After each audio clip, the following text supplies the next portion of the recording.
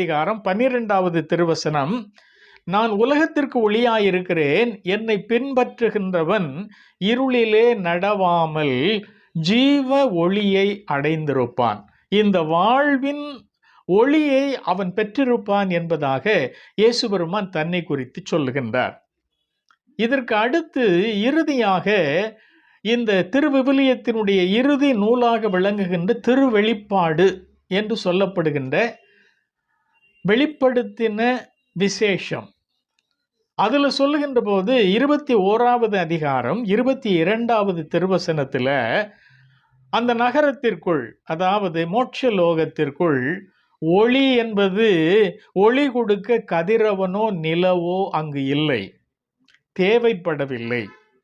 கடவுளின் மாட்சியே அதன் ஒளி, ஆட்டுக்குட்டியே அதனுடைய விளக்கு. இந்த ஆட்டுக்குட்டி என்று சொல்லுகின்ற போது இயேசு பெருமானை விளக்குவதாக அது அமைந்திருக்கின்றது. The lamb of God. அந்த லேம்ப் என்று சொல்லுகின்ற போது பழைய ஏற்பாட்டினுடைய பகுதியிலே மக்களினுடைய பாவத்திற்காக பலி கொடுக்கின்ற ஒன்று, ஒரு பொருள், ஒரு உயிரினம்.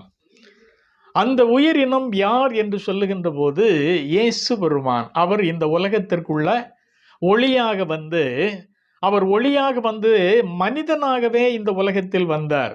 அவருடைய அவதாரம் என்பது ஒளி வடிவான அவதாரம். அதுல இருளே இல்லை, இருள் இல்லை என்று சொல்லுகின்ற போது அதுல எந்த விதமான இயேசு பெருமானிடத்தில் பாவமும் இல்லை. அப்போ பாவம் இல்லாத ஒளி, அந்த இருளானது அந்த ஒளியை பற்றி கொள்ளவில்லை என்று யோவான் அதை பற்றி எழுதுகின்றார். அப்போ காயத்ரி மந்திரத்துல சொல்லப்படுகின்ற ஒளி வடிவான அந்த கடவுளை நாம் தியானிக்க வேண்டும். அவர்தான் நம்முடைய புத்தியை தூண்டுகின்றார்.